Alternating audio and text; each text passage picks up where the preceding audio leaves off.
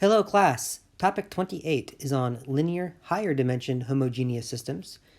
So much of what we learned for linear planar homogeneous systems can be generalized to higher dimensions. So we're talking more than two variables, more than two differential equations in the system. Now, for each real and distinct eigenvalue r with eigenvector v, the vector e to the rt, which is a scalar, times the vector v will be one component of the general solution. For the system below, construct the characteristic equation by hand, but then use technology to help find the eigenvalues. Find one corresponding eigenvector by hand, and then the rest using technology. Then construct the general solution. Okay, let's begin by finding what the characteristic equation would be, just to make sure we remember how to do that. So I want to set up the determinant of the square matrix A minus Ri and set that determinant equal to 0. So we just remove R from the main diagonal, and here's our main diagonal. So our matrix will look like, I'll do the diagonal first, negative 9 minus R, 1 minus R, and 9 minus R. And the rest of the entries are unaffected by this. So we have negative 3, negative 7, 3, and then we have 3, 11, and 3. And we are going to find the determinant of this 3 by 3 and set it equal to 0. And there are no zeros in here, unfortunately, so we're going to do cofactor expansion. I'm just going to pick the first column here to do cofactor expansion. So if you recall, we are going to focus on this entry right here, this negative 9 minus r. This is also in the positive position of the matrix of signs, and we cross out that row and column. And so our first component of our determinant will be negative 9 minus r times a 2 by 2 determinant of 1 minus r,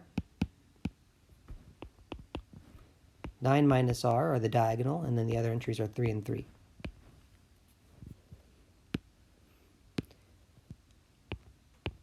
And then we shift our cofactor expansion. Now we expand along the 3. The 3 is in a negative position. Cross out its row and column. And so we would have minus 3 times the determinant of, and then the 2 by 2 matrix that's not crossed out is negative 3, negative 7 is the first row, and 3 and 9 minus r is the second row. And now we want to do the cofactor expansion. Continue along the first column and finish by targeting this 11, which is back in the positive positioning for the matrix of signs. Cross out its row and column. And so finally we're going to have a plus 11 times a 2 by 2 determinant as dictated by the 2 by 2 matrix that's not crossed out. Okay, so this is where we get with this characteristic equation. We're still not quite done yet, and all this is equal to 0. I'm going to go a little bit further, but then we'll use technology to speed things up. So we're going to get now, let's focus on this situation right there. We have negative 9 minus r times, and then to find this 2 by 2 determinant, we do product of the main diagonal minus that other diagonal product. So we have 1 minus r times 9 minus r, and then minus 9. And I should be careful here. Let me move this over a little bit. And this should be like in some sort of brackets or something. Okay, so there's the first component of finding our determinant. Now we've got to do this next one. So we have minus 3, and we have to do this diagonal entry and then minus the product of that diagonal entry. So we have minus 3 times, and some brackets here, negative 3 times 9 minus r. And then we're going to subtract negative 21, so we're going to add 21. Okay, and now we do this last component of our cofactor expansion, plus 11 times the determinant of this 2 by 2, so we multiply the main diagonal and subtract the product of the other diagonal, so we have plus 11, do some brackets, times negative 3 times 3 is negative 9, subtract, and then we're going to do negative 7 times 1 minus r. But we're subtracting this, so I'm going to just say plus 7 times 1 minus r. So it'll be plus 7 times 1 minus r. And this is equal to 0. Now this is our characteristic equation. And we can continue to distribute and multiply things out. And we should wind up getting, I'm going to skip a couple steps here, but we should wind up getting negative r cubed plus r squared plus 4r minus 4 is equal to 0. So it boils down to a third degree polynomial equation. I'll leave it to you to verify that. And then we continue with our equation. If we can do some factoring here, we could use synthetic division to do factoring, or we can graph this and look for the roots, but it turns out that this factors, the negative will factor out to the front, and we get negative r minus 2 is one factor, r minus 1 is another factor, and r plus 2 is a third factor. So here's our characteristic equation in factored form, and now we are going to find the three eigenvalues. So R1 will be, let's go in order from least to greatest. So R1 will be negative 2, that's the smallest here. R2 will be positive 1, and R3, the third eigenvalue, will be positive 2. Right. The positive 2 came from that factor, just to be clear. 1 came from that factor, and the negative 2 came from that factor. Okay, so let's see. We're reading our instructions. For the system below, construct the characteristic equation by hand. Use technology to help find the eigenvalues. Find one corresponding eigenvalue by hand and the rest using technology. So we're going to do one of these by hand. Let's do it the eigenvalue associated with negative 2. So I'm going to rewrite the matrix. So we're going to find V1 essentially. Find the first eigenvector associated with R1. So the eigenvector that goes with negative 2 eigenvalue. We're going to remove negative 2 from the main diagonal. So that's like adding 2 to the main diagonal. So we have negative 7, 3, and 11 are now the new main diagonal. I just added 2 to the main diagonal. The other entries do not change.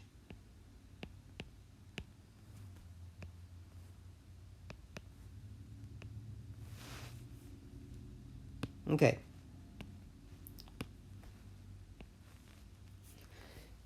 Now this takes us to the point where we want to put this in reduced row echelon form.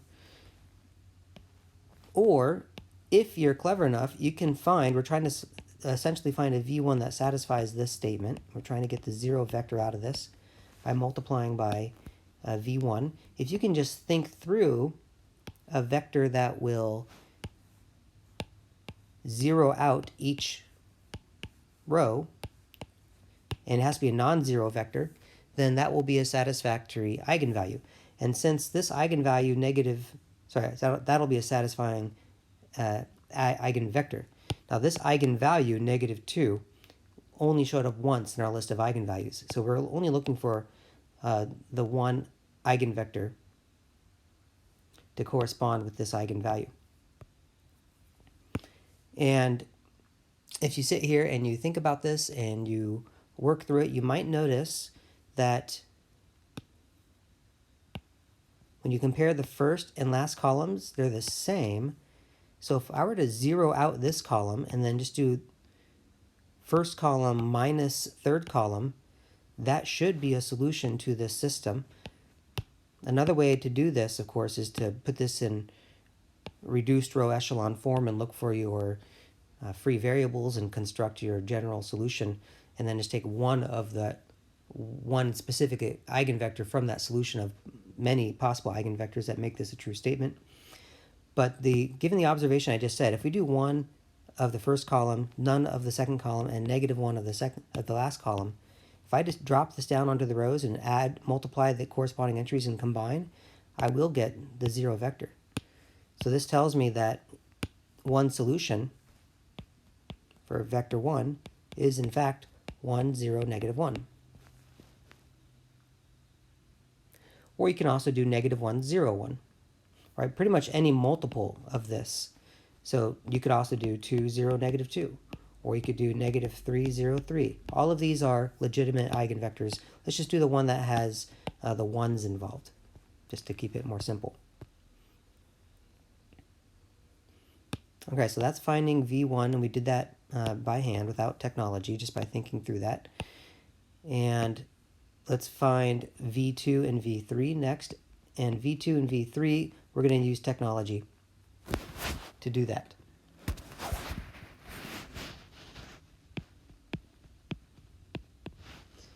So I just went to Wolfram Alpha and I typed in eigenvalues of, and then notice my syntax for entering this matrix. And when you hit enter, it brings up this, it shows you the matrix, so you can just double check and make sure you entered everything incorrectly. And then it gives you the 3 eigenvalues, lambda 1, lambda 2, lambda 3, negative 2, 2, and 1. All right, these were the same 3 that we found. And then also, what's nice about Wolfram Alpha is it gives you corresponding eigenvectors, v1, v2, v3. And notice it gives us v1 is equal to negative 1, 0, 1. That corresponds with their lambda 1. So it gave us, Wolfram Alpha is giving us the opposite of this one, but that's okay, because any scalar multiple of one eigenvector will simply produce another eigenvector.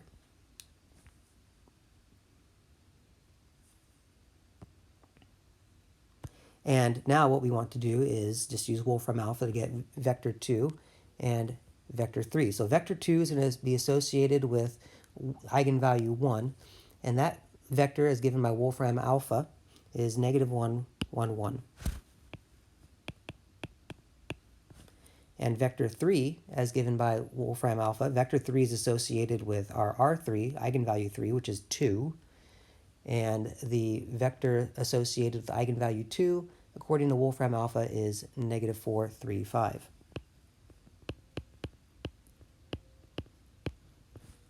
Or at least that's one eigenvector associated with eigenvalue of 2. Okay, let's double check the Wolfram Alpha, make sure we're entering these results incorrectly. And again, you can actually enter any multiple of these v1, v2, v3. You don't have to enter the exact ones that you see here. So there is a lot of potential for some variation in how you present your general solution. Oops. Let's go back here. Now we're ready to construct the general solution. And according to this, if for every distinct real eigenvalue that has an eigenvector v, we construct one component of our general solution by doing e to the rt times its corresponding eigenvector. So this means that the general solution will be as follows.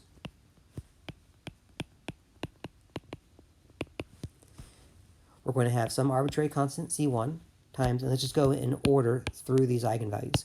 So we're going to do e raised to the rt, and the first r is negative 2, so negative 2t, and then times any of its eigenvectors. So we had 1, 0, negative 1. Wolfram Alpha had negative 1, 0, 1, but again, it doesn't matter. Any scalar multiple of this eigenvector will be satisfactory, plus some other constant times e to the, now we do the r2, and that's 1, so 1 times t is just t, and then times the eigenvector, or any eigenvector associated with that eigenvalue, and then finally plus c3 e to the 2t times an eigenvector associated with eigenvalue 2. And there is our general solution for this system. Okay, let's go to the next slide. If a real eigenvalue r is repeated k times, and it corresponds to k linearly independent eigenvectors v1 through vk, then the vectors e to the rt v1 through e to the rt vk will be k components of the general solution. Okay, we're going to have to digest what this means here, but things get a little bit more complicated when you have repeated eigenvalues. And let's see, I'll read this comment here in a moment. let's go ahead and just proceed with this particular problem to see what happens. So for the system below, find the eigenvalues using technology. Okay, so using technology, the eigenvalues of this first matrix, I use Wolfram alpha, and I'm just going to write them down. R1, the first eigenvalue turned out to be 2. The second eigenvalue turned out to be 1, and the third eigenvalue also turned out to be 1. So we do have a repeated eigenvalue in this case. And the 3 eigenvectors associated, so it says, then do the rest by hand to form a general solution. Well, I'm going to cheat a little bit. I'm going to just give you the first eigenvector with technology, the one that's associated with the lone eigenvalue. And Wolfram alpha is giving me an eigenvector associated with this first eigenvalue as being 2, 2, 3. And just remember what this means. It just means that if you take this matrix, or this vector, and you multiply it to this matrix, you should get a result that is twice this vector. So when I take 2, 2, 3 and multiply it here, the result should be 4, 4, 6. Okay, now the other eigenvectors I'm going to do by hand, because we're going to see how many eigenvectors I can get out of this one eigenvalue. So we begin by subtracting the eigenvalue 1 from the main diagonal. So let's write that first. Subtracting 1 from the main diagonal, we get 2, 2, and negative 3. And all the other entries stay the same. So we have 2, negative 2 in those positions. And then we have 2, 3, and 3 in these positions. And this time what I'm going to do is I will go ahead and put this in reduced row echelon form to show you how to interpret the free variables. This is definitely a way you want to do this when you have repeated eigenvalue, is when you set it up with that eigenvalue, go for a reduced row echelon form and effectively count how many free variables you have. The number of free variables you wind up with will correspond to the number of linearly independent eigenvectors associated with this eigenvalue. I'll show you what that looks like.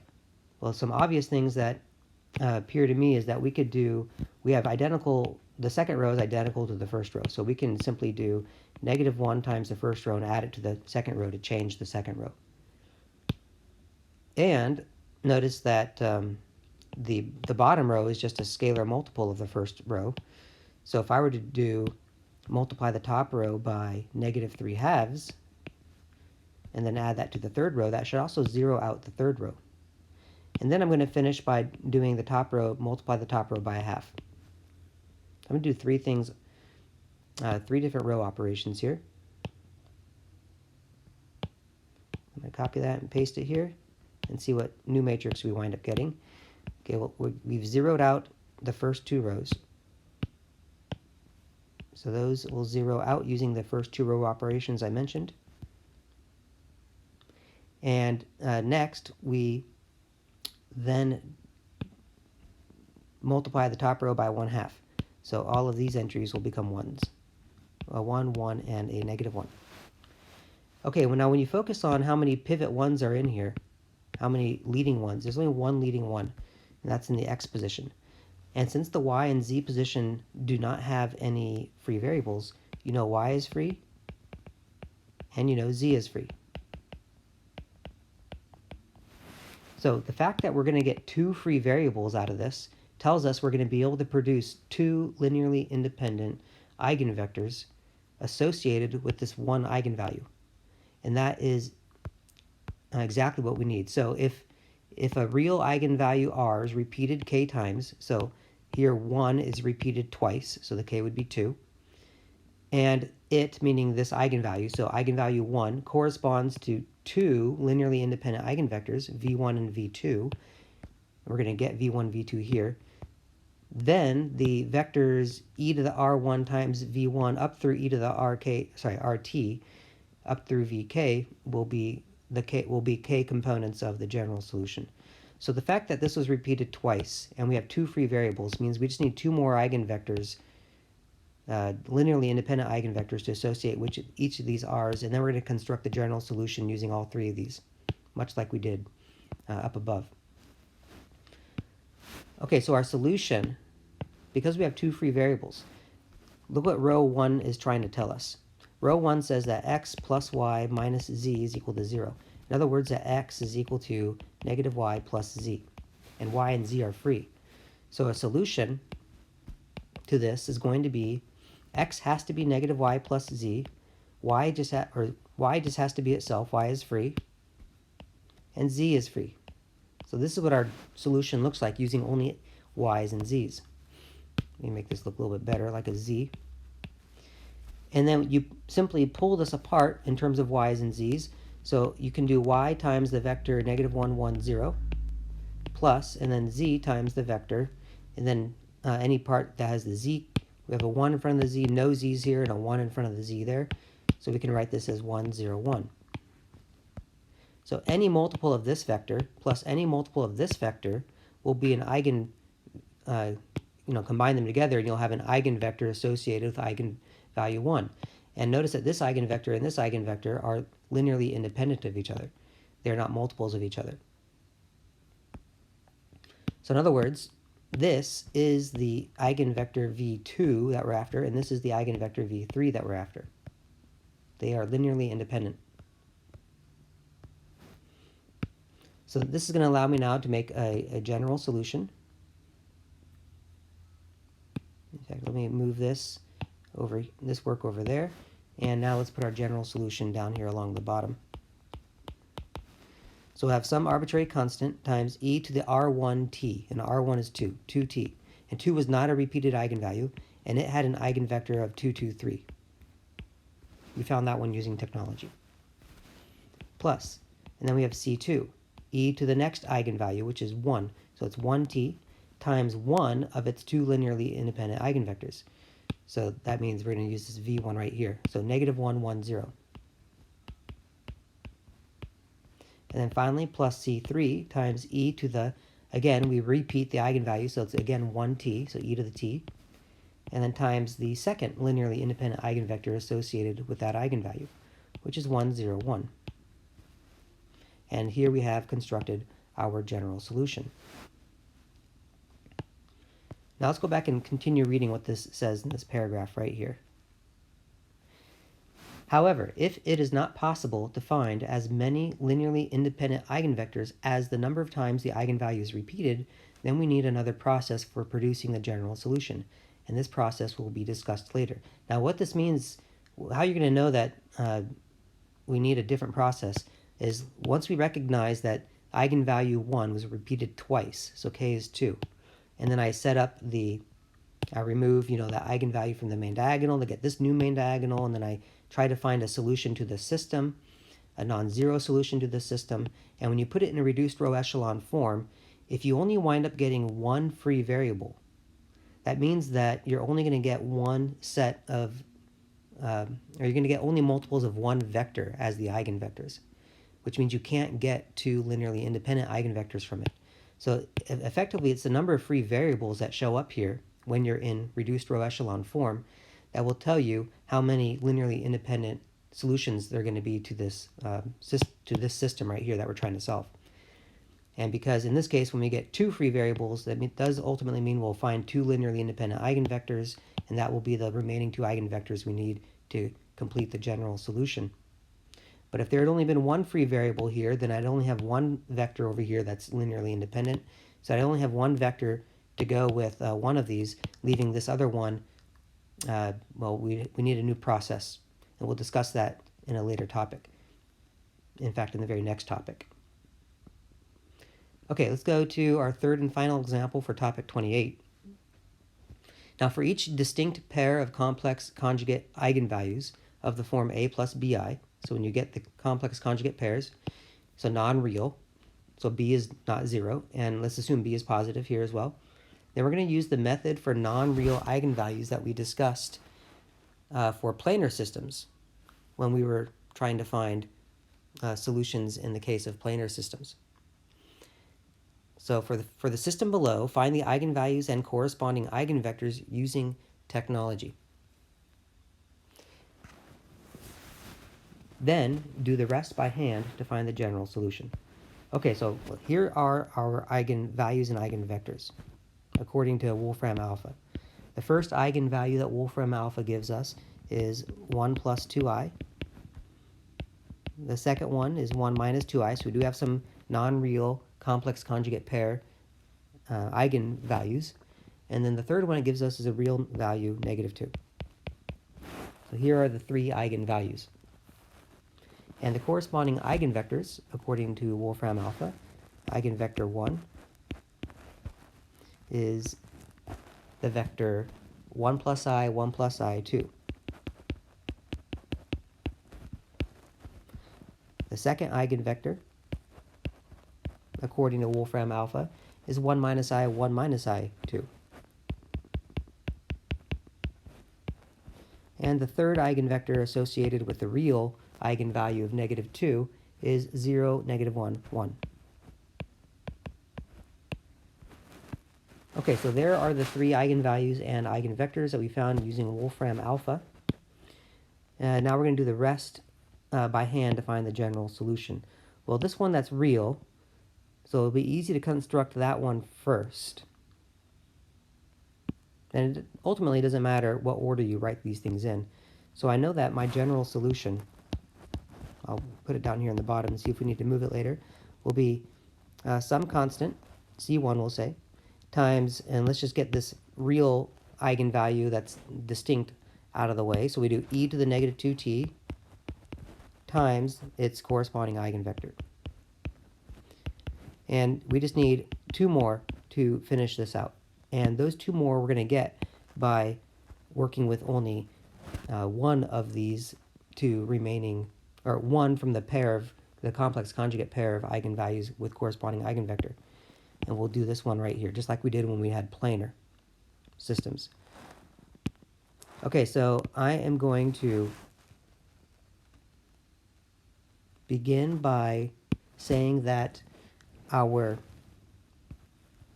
going to do the same structure of e to the eigenvalue times t times corresponding eigenvector. So I'm going to do e raised to the r1t, essentially, e raised to the r1t times its corresponding eigenvector, times vector 1, and see what this produces. So we have e to the, and r1 is 1 plus 2i times t, and then its eigenvector is 1 plus I, and 2. And we're going to use Euler's identity to help break this down, and then come up with a real component and an imaginary component in order to construct the general solution. Okay, so let me do some zooming in and write a little bit smaller here just to make sure we have enough space to do everything. So we have e to the, I'm going to distribute the t across here first. We have e to the t plus 2it. Or I could put the I first, doesn't really matter. I'll show you why I'm going to do that in a moment. I to t. And then also I'm going to use the property that I can break this apart into a product of e to the I times 2t, like this. And then we have next to this the 1 plus I, and 2. I'm going to use Euler's identity on this part here. This is an e to the I theta situation. And e to the I theta is equal to cosine theta. So we have cosine 2t plus I sine theta. So I sine 2t. And then still times our 1 plus I, 2 eigenvector. Okay, this time I'm going to leave the e to the t factored out to the front. In the past I've distributed and it just made me write e to the t all over the place. And I really just want to distribute, I'm going to distribute this here to all three components of that eigenvector. But I'm going to leave the e to the t factored out. So we have some foiling to do. Right, when I multiply this with that and our foiling, so I'm going to do cosine 2t times 1 in our foiling. So we have cosine 2t. Then we do cosine of 2t times I, etc. So we have I cosine 2t next. And then we're going to have plus I sine 2t. I'm continuing the FOIL process. And then finally plus I squared, which is -1, times sine 2t. Now when I distribute this across the middle entry, the middle component of this vector, we're going to get the same thing. So I'm just going to copy and paste. And then the bottom, we distribute just this component here times the 2. So just distribute the 2 across there. And we have 2 cosine 2t plus I 2 sine 2t. Or you can put the 2 first. Okay, the next thing you want to do is pull this apart so that we have the i's and the imaginary components and the real components are separate. So I'm going to highlight everything that does not have I involved. So those are going to contribute to my first vector. So we have e to the t. And then all of that I'm going to just copy.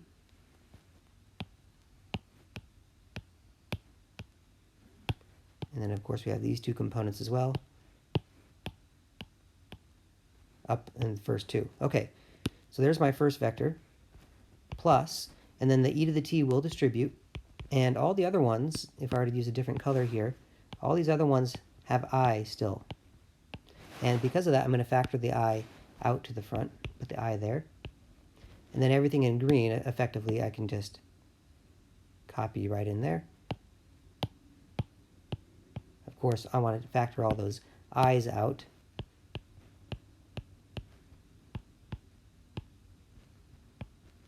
There we go. Okay, so everything that's not shaded orange essentially was what's left over there.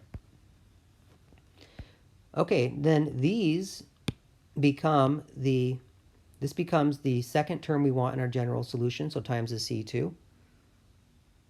And this one here becomes the, with the e to the t. The I we ignore. The I we sort of absorb into the real constants. And so we're going to have a C3 times what's currently highlighted without that I.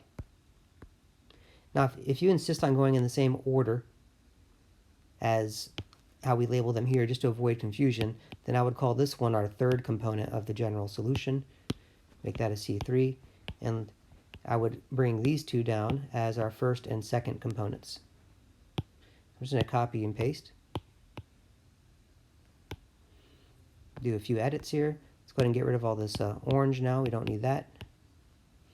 And we have a C1 times e to the t times that vector plus, let's erase that, get rid of the I specifically, C2 times e to the t times that vector, and then plus C3 times e to the negative 2t times its corresponding eigenvector.